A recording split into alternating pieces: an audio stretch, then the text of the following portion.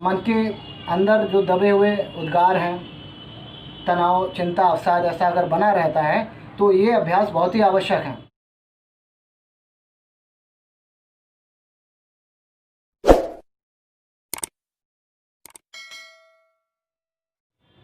नमस्कार, मैं अखिल रस्तोगी एक बार फिर से आपके लिए योग के कुछ अभ्यास लेके आया हूँ। इस बार जो योग के अभ्यास हैं वो थोड़े से कठिन हैं।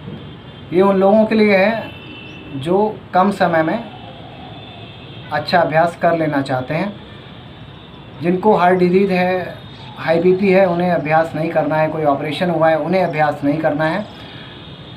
बाकी ये सब जो कर सकते हैं, जिनकी क्षमता है, वो ज़रूर करें।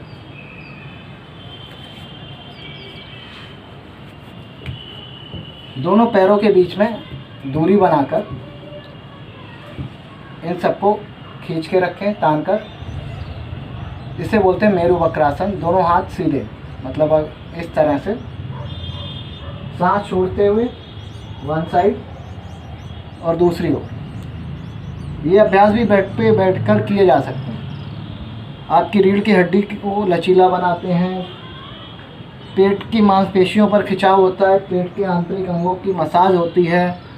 पेट से संबंधित कब्ज, गैस जैसी समस्याओं से भी छुटकारा मिलता है।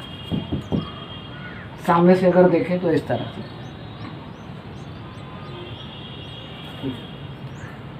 ये अभ्यास कम से कम 10-10 या 20-20 अपनी क्षमता अनुसार इसकी संख्या बढ़ा सकते हैं। दूसरा अभ्यास चक्की चाल आसन। चक्की चाल आसन के लिए दोनों पैर इस तरह से खुले हुए, पैरों को स्ट्रेच खींच के रखिए, हाथों को इस तरह से लॉक कर लीजिए और सांस छोड़ते हुए पैर के अंगूठे तक ले जाते हुए सांस लेते हुए पीछे जितना झुक सकते हैं झुकें, सांस छोड़ते हुए आगे।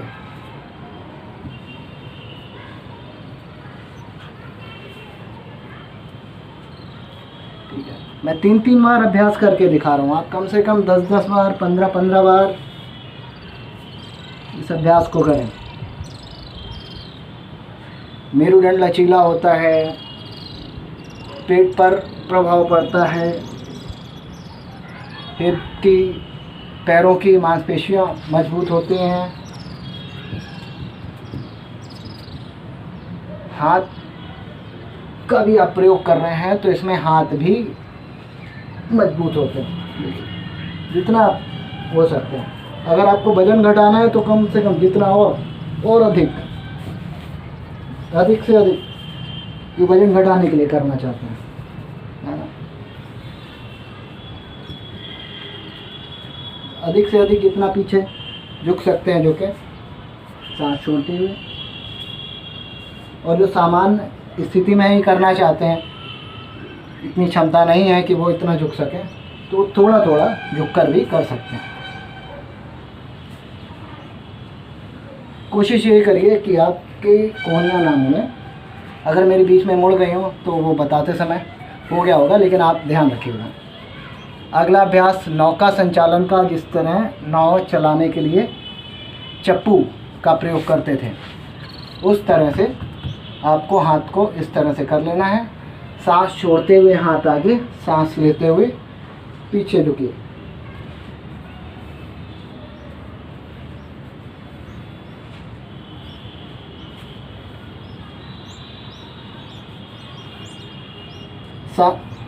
अब इसी को उल्टा करना है। यह अभ्यास भी कम से कम 10-10, 20-20 बार किया जा सकता है।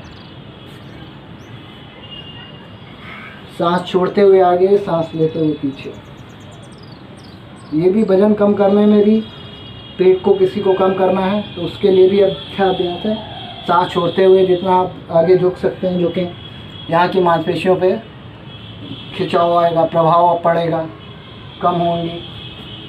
वजन कम, पेट कम करने में भी ये सहायक है। अगला अभ्यास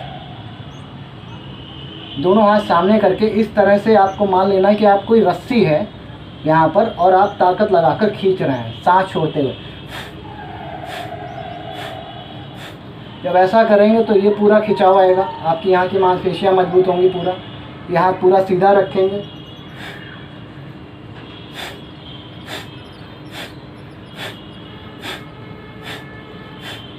ठीक है, ये भी कम से कम 10 बार 15-20 बार कर लीजिए।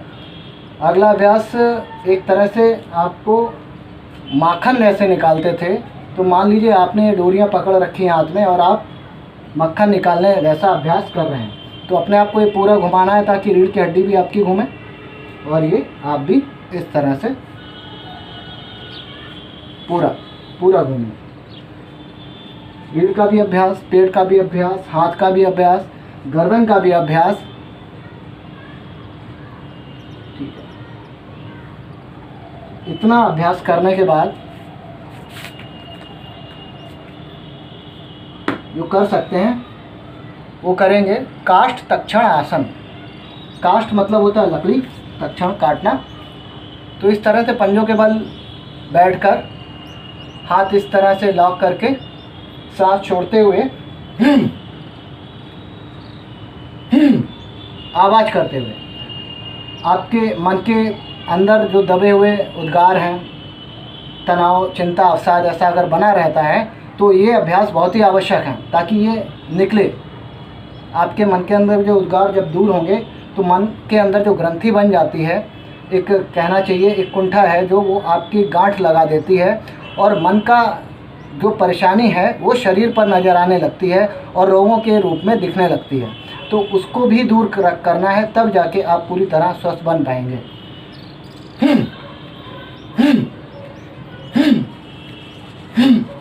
पुराने समय में व्यक्ति मशीनों पर निर्भर नहीं था क्योंकि मशीनें थी ही नहीं इतना, तो वो शारीरिक श्रम ज़्यादा करता था। यदि कोई मन के अंदर बात रह भी गई हो तो वो इस श्रम के द्वारा उसका एक तरह से निस्तारण करता था। जैसे कि क्रोध आ गया और लकड़ी काटने को किसी को बोल दिया जाए और लकड़ी काट रहा हो, तो वो लकड़ी काटने की जो गति है उसकी दुगनी हो जाएगी, वो सारा क्रोध उस लकड़ी काटने में निकाल देगा। तो इस तरह से मन के उद्गार निकल जाते थे अधिक श्रम से, कई तरह से। आजकल ये मन में ग्रंथियां बन जाती हैं और ये ग्रंथियां कहीं ना कहीं तनाव, अवसाद, चिंता जैसी बीमारियां लेकर आती हैं और इसके साथ ही जो शरीर पर प्रभाव पड़ता है तो शारीरिक बीमारियां भी उत्पन्न हो जाती हैं। तो आप इन अभ्यासों को करते रहिए मन को शांत और शिथिल बनाए रखने के लिए। साथ ही साथ प्राणायाम और ध्यान का भी अभ्यास करिए। अगर आप योगा मैट लेना चाहते हैं तो मैं डिस्क्रिप्शन में लिंक दे दूंगा, आप वहां से योगा मैट खरीद सकते हैं। अगर आपको मेरा चैनल अच्छा लगा है तो मेरे चैनल को सब्सक्राइब कर लीजिए, लाइक करिए, मेरे वीडियो को शेयर करिए, कमेंट्स करिए। आज के लिए इस वीडियो में इतना ही। अगली बार फिर से नई वीडियो के साथ आपसे मिलता हूँ। तब तक के लिए नमस्कार।